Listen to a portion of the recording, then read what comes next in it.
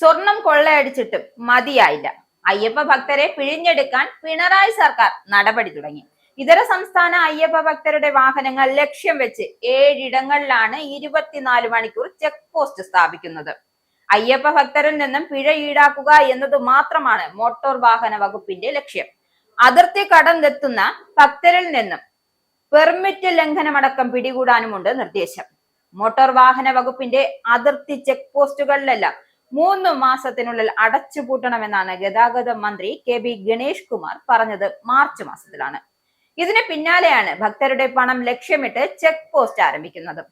ഹജ്ജ് തീർത്ഥാടനത്തിന് വാരിക്കോരി സൗജന്യങ്ങൾ നൽകുമ്പോഴാണ് അയ്യപ്പ ഭക്തരോടുള്ള സംസ്ഥാന സർക്കാരിന്റെ ഈ ഇരട്ടത്താപ്പ്.